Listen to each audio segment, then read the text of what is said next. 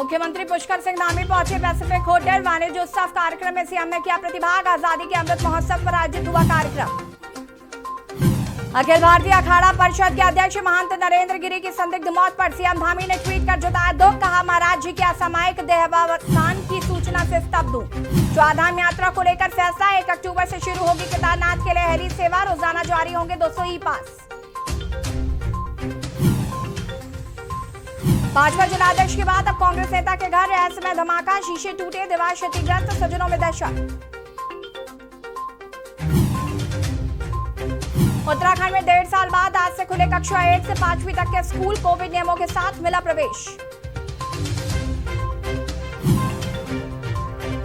उत्तराखंड में कई जगह बारिश का येलो अलर्ट। बद्रीनाथ हाईवे बंद। रानी पोखरी पुल पर फिर आवाजाही बाधित। आप देख रहे हैं के न्यूज, खबरों का सारथी। नमस्कार, खबर उत्तराखंड में आप सभी का स्वागत है। मैं हूं आपके साथ यशी शुक्ला। बड़ी की शुरुआत करेंगे बड़ी खबर से और देहरादून से आपको बड़ी खबर बता देते हैं। मुख्यमंत्री पुष्कर सिंह धामी पहुंचे पैसिफिक होटल।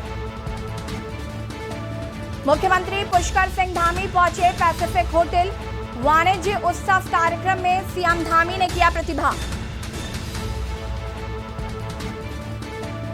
उद्योग विभाग ने आयोजित किया है वाणिज्य उत्सव कार्यक्रम। आजादी के अमृत महोत्सव पर आयोजित हुआ है यह कार्यक्रम। देहरादून से खबर। मुख्यमंत्री पुष्कर सिंह धामी पहुंचे पैसिफिक होटल। वाणिज्य उत्सव कार्यक्रम में सीएम धामी ने किया प्रतिभाग। उद्योग विभाग ने आयोजित किया है वाणिज्य उत्सव कार्यक्रम। उद्योग विभाग ने आयोजित किया है वाणिज्य उत्सव कार्यक्रम। देहरादून से खबर। मुख्यमंत्री पुष्कर सिंह धामी पहुंचे। और अब आपको लक्सर से खबर बता देते हैं, जहां पर तहसील दिवस का आयोजन आज। लक्सर से खबर, जहां पर तहसील दिवस का आयोजन आज। तहसील दिवस में सभी विभागीय अधिकारी मौजूद।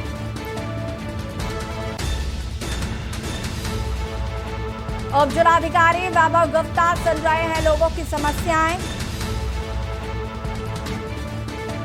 तहसील दिवस में अभी तक दर्ज की गई है कुल 20 शिकायतें।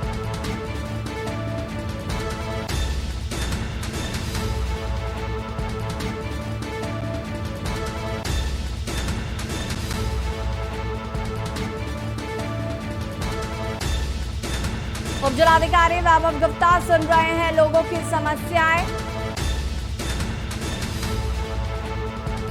अभी तक आपको बता दें कि 20 शिकायतें दर्ज की गई। लक्सर से खबर। तहसील दिवस में सभी विभागीय अधिकारी मौजूद।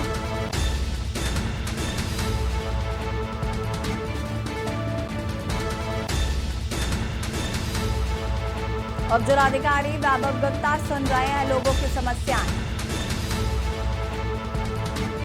लक्सर से खबर।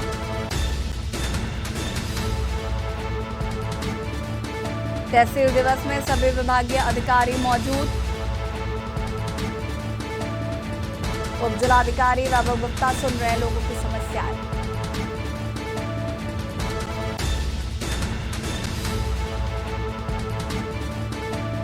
लक्सर से खबर। तहसील दिवस का आयोजन आज।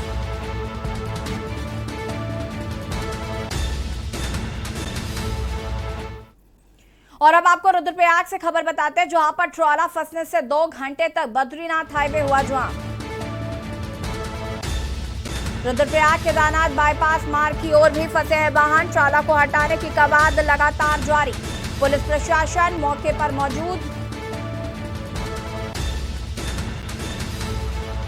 और ये तस्वीरें हम आपको दिखा रहे हैं, जहां पर ट्रॉला फंसने की वजह से आवागमन काफी बाधित हुआ। पुलिस प्रशासन मौके पर मौजूद रहा और कड़ी मशक्कत के बाद ट्रॉले को वहां से हटाया गया।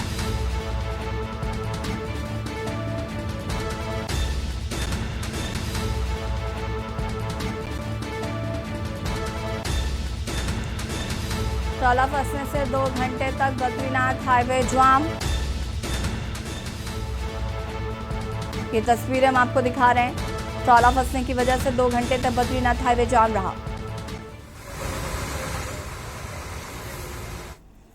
और अब रुद्रप्रयाग से खबर, जहां पर सोनप्रयाग त्रियोगी नारायण मोटर मार्ग पर हुआ हादसा।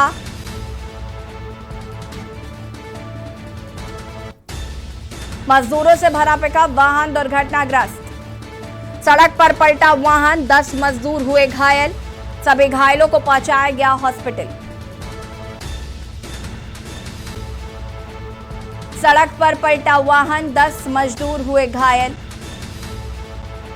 रुद्रप्रयाग से खबर, सोनप्रयाग त्रियोगी नारायण मोटर मार्ग पर हुआ हादसा। मजदूरों से भरा पिकअप वाहन दुर्घटनाग्रस्त। सड़क पर पलटा वाहन, 10 मजदूर हुए घायल।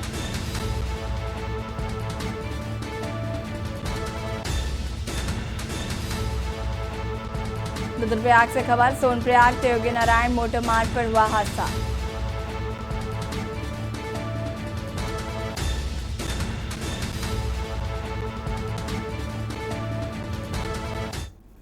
मुख्यमंत्री पुष्कर सिंह धामी ने मंगलवार को मुख्यमंत्री आवास में टोक्यो पैरालंपिक कांस्य पदक विजेता एवं अर्जुन अवार्ड प्राप्तकर्ता मनोज सरकार को शॉल ओढ़ाकर सम्मानित किया।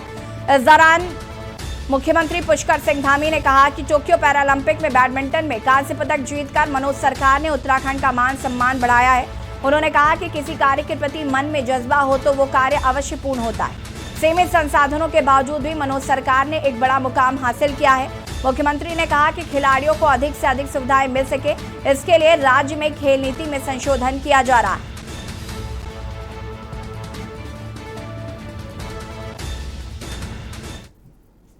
मुख्यमंत्री पुष्कर सिंह धामी ने रायपुर देहरादून स्थित प्रसिद्ध गुरुद्वारे नानकसर में मत्था टेककर गुरु का आशीर्वाद लिया और प्रदेश की खुशहाली की कामना की। गुरुद्वारा पहुंचने पर मुख्य सेवादार सरदार सतनाम सिंह व राकेश चुंग ने संयुक्त रूप से मुख्यमंत्री को शॉल भेंटकर सम्मानित किया। इस अवसर पर मुख्यमंत्री ने कहा कि सिख समाज हमेशा से अपने निस्वार्थ सेवा के लिए जाना जाता है। सिख समाज के गुरुओं ने जिस प्रकार धर्म की रक्षा के लिए अपने व अपने परिवारों का बलिदान दिया, उसे भुलाया नहीं जा सकता। मुख्यमंत्री ने कहा कि राज्य सरकार सिख समाज के सहयोग के लिए निरंतर प्रयासरत है। उन्होंने कहा कि गुरुद्वारे में सेवा करने का अवसर मिलने से वो स्वयं को गौरवान्वित महसूस कर रहे हैं। आशीर्वाद लेने के पश्चात मुख्यमंत्री ने संगत के साथ बैठकर लंगर भी ग्रहण किया।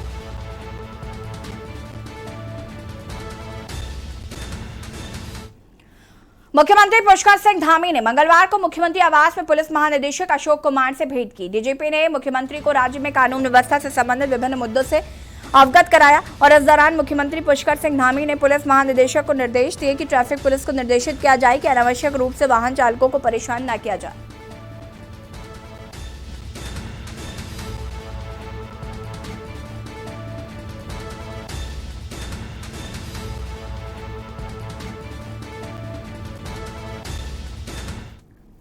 उत्तराखंड में बीजेपी विधानसभा चुनाव के लिए मुख्यमंत्री पुष्कर सिंह धामी की जन आशीर्वाद रैलियों के माध्यम से अपने पक्ष में माहौल बनाने में लगी है। प्रदेश भर में मुख्यमंत्री की ऐसी 40 से अधिक रैलियां प्रस्तावित की गई हैं। आपको बता दें कि पुष्कर सिंह धामी श्रीनगर गढ़वाल से जन आशीर्वाद रैली का आगाज कर चुके हैं। भाजपा ने अब हर जिले में बड़े कस्बों में इस तरह की रैलियां दूर करने का फैसला लिया है। भाजपा के उत्तराखंड चुनाव प्रभारी और केंद्रीय मंत्री प्रहलाद जोशी अपने देहरादून दौरे में और यहाँ पर साफ कर चुके होंगे, भाजपा का चेहरा मुख्यमंत्री पुष्कर सिंह धामी ही होंगे। ऐसे में भाजपा उनके ऐसे स्थानों पर रैली का कार्यक्रम बना रही है जिससे कम से कम 2-3 विधानसभा क्षेत्रों में माहौल बनाया जा सके।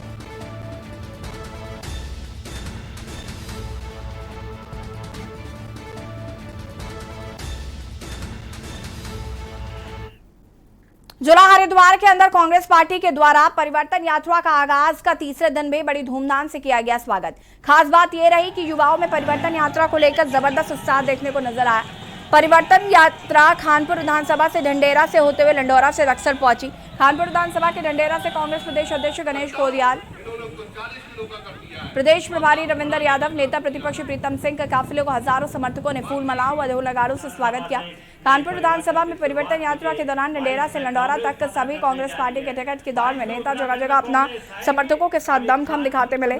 परिवर्तन यात्रा के दौरान एक तरह से भारी भीड़ जुटाकर अपना शक्ति प्रदर्शन भी किया। लेकिन आप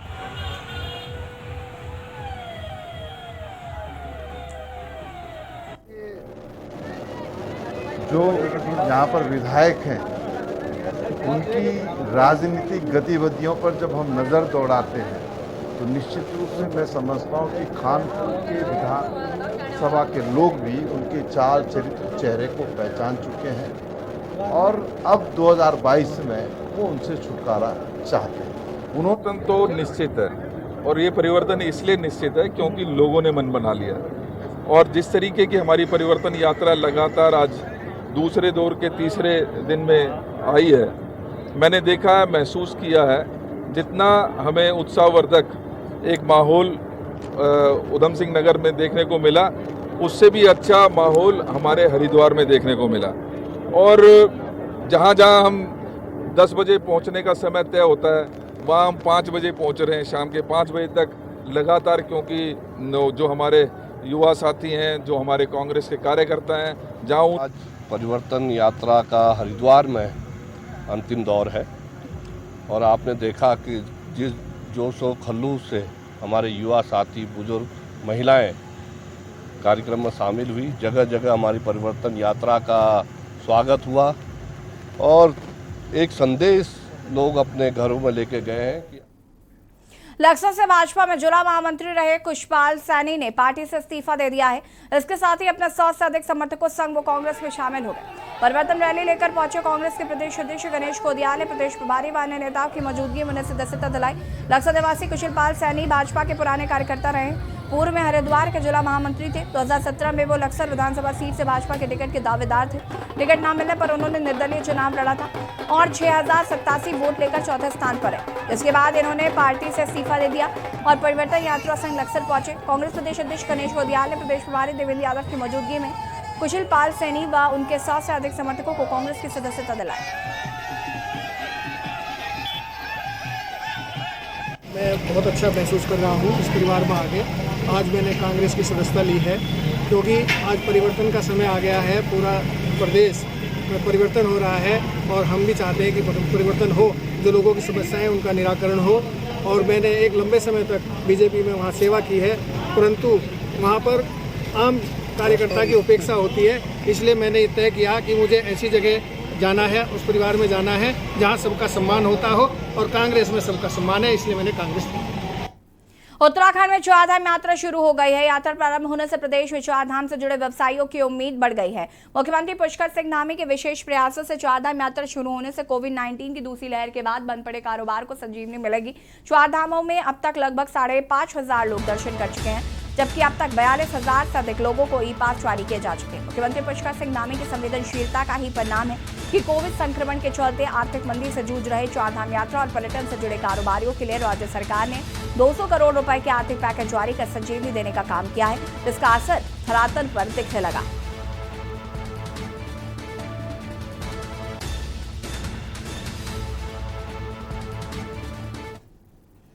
और वक्त हो गया एक छोटे से ब्रेक का, जो हाजिर होता है।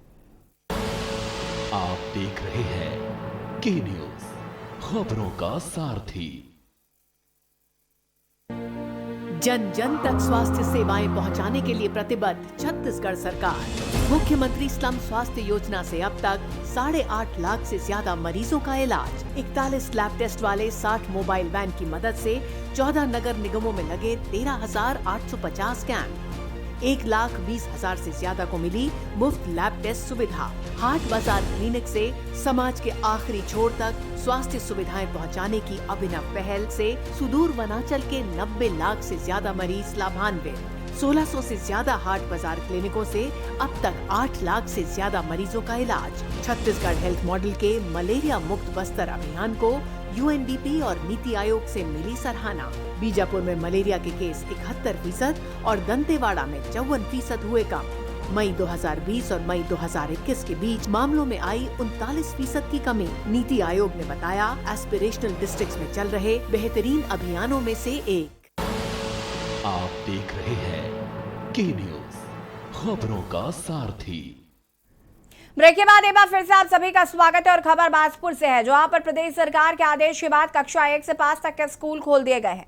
बता दें कि कोरोना के चलते उत्तराखंड में कक्षा 1 से 5 तक के सभी स्कूल लंबे समय से बंद पड़े थे, लेकिन जैसे ही कोरोना का प्रकोप कम हुआ तो पहले चरण में कक्षा 9 से 12 तक के स्कूल, दूसरे चरण में कक्षा 6 से 8 तक के स्कूलों को खोला गया। वहीं अब कक्षा 1 से 5 तक के स्कूलों को खोलने का फैसला लिया गया है। बस स्कूल में बच्चे मास्क पहनकर कक्षा में बैठे दिखाई दे रहे हैं। विद्यालय प्रबंधन भी स्कूलों में आने वाले बच्चों को सैनिटाइज और थर्मल स्क्रीनिंग करने के बाद ही प्रवेश दे रहा है। वहीं सूबे के शिक्षा मंत्री अरविंद पांडे ने कहा है कि कोविड-19 का पालन करते हुए स्कूलों को खोला गया है। कक्षा 1 से लेकर 5 तक का विद्यालय खोल दिया गया है और कोविड-19 की जो गाइडलाइन है 100% इसका पालन किया जाएगा, कहीं इसकी अनदेखी ना हो। और मैं अभिभावकों से भी कहूँगा कि सबको मिलजुल कर कोरोना से बचना है और अपने बच्चों को भी बचाना है। सरकार ने जो स्कूल खोला है वह अभिभावकों की और सबकी सहमति से लेके ही खोला है। इसके बावजूद अगर जो कोई अभिभावक अपने बच्चों को स्कूल नहीं भेजना चाहता है तो उन पर कोई दबाव नहीं होगा। बावजूद मैंने अधिकारियों को निर्देशित किया कि कोविड-19 की जो गाइडलाइन है 100% इसका पालन होना चाहिए। पौड़ी जिले में आज से सभी प्राइमरी स्कूलों को कोरोना गाइडलाइन के साथ खोला जा रहा है। स्कूल पहुंच रहे छात्र छात्राओं को मास्क पहनकर ही स्कूल में प्रवेश दिया जा रहा है। वहीं कोरोना से बचने के लिए थर्मल स्क्रीनिंग, हैंड सैनिटाइजेशन और सोशल डिस्टेंसिंग का भी विशेष ख्याल रखा जा रहा है। स्कूल खुलने से पहले स्कूलों को सैनिटाइज भी किया गया है। वहीं छात्र छात्राएं भी लंबे समय बाद स्कूल पहुंचने पर काफी उत्साहित है। जिलाधिकारी की माने तो कोरोना रोकथाम की गाइडलाइन का पालन छात्र छात्राएं बखूबी कर रहे हैं और स्कूल प्रशासन भी कोरोना से बच्चों को बचाने के लिए उनके बराबर देखरेख कर रहा है।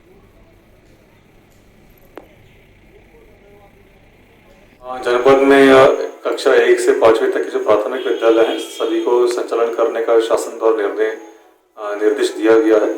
उसके अनुक्रम में शासन द्वारा मार्गदर्शक नियम भी बनाए गए हैं। उसके अनुक्रम में समस्त विद्यालयों में जो बच्चे होंगे वो मास्क लगाकर कक्षा में प्रवेश करेंगे।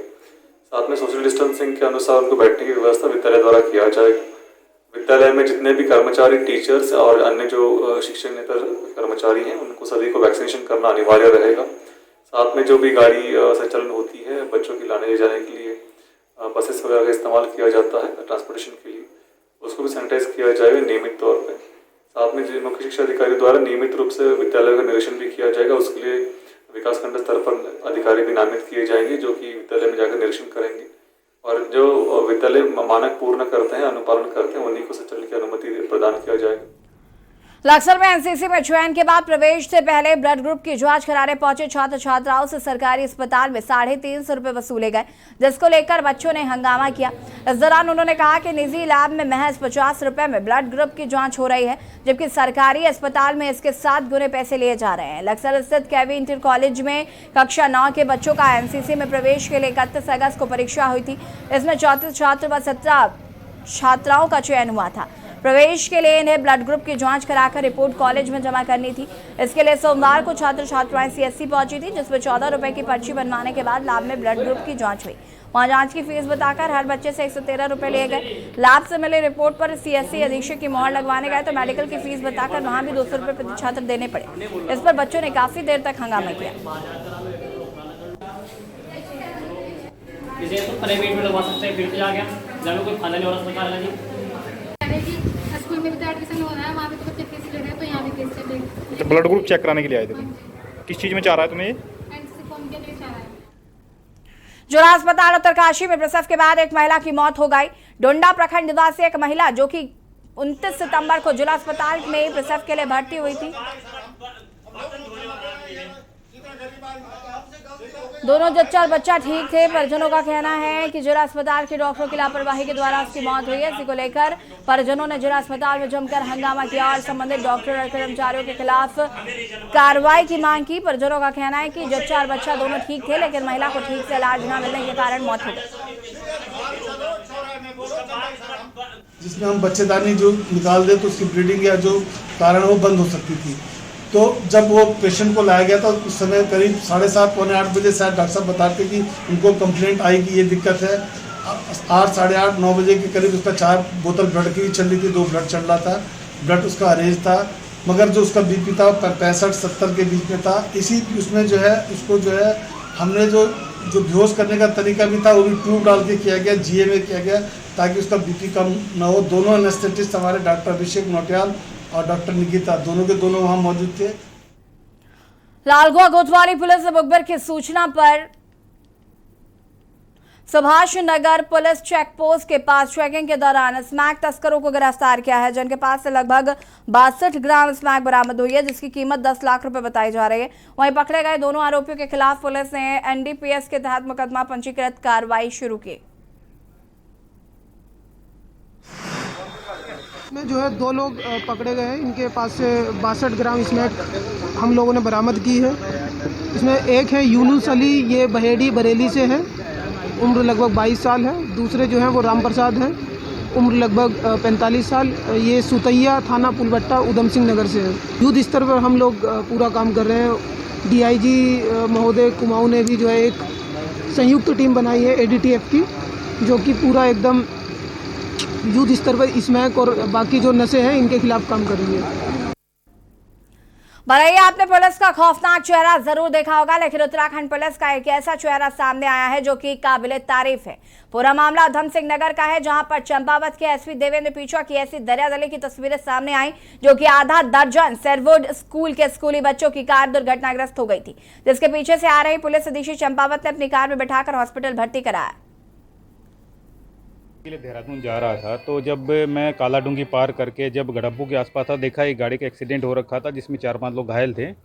तो उसमें से 2 को मैंने किसी एक गाड़ी में पहले वो रवाना करके एक बच्चे को मैंने अपनी गाड़ी में बैठाया है, और साथ साथ में थाने को तुरंत खबर कर दी है कि जो और 2 घायल है उनको भी पीछे से तुरंत उन गाड़ी को भेजा जाए।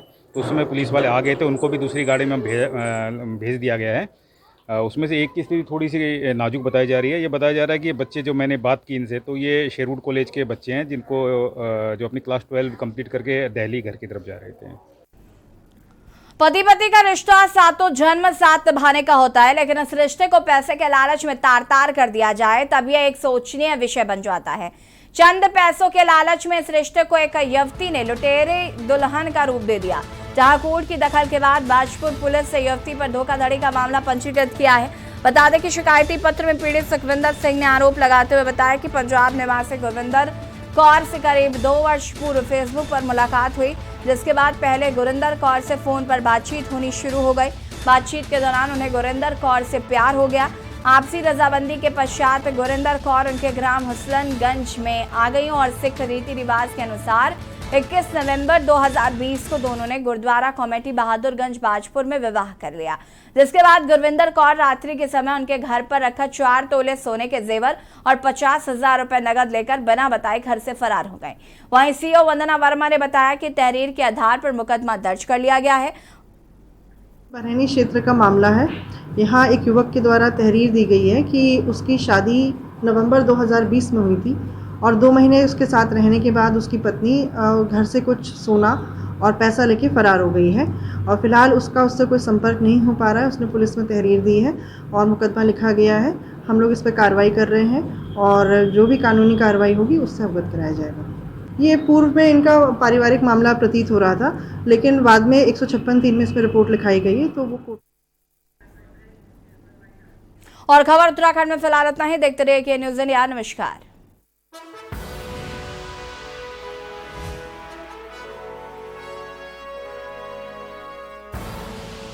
आप देख रहे हैं के न्यूज़, खबरों का सारथी। जुबान के लिए उड़ चला गैरों की ज़मीं पर, खुशबू अपने पन की ढूंढ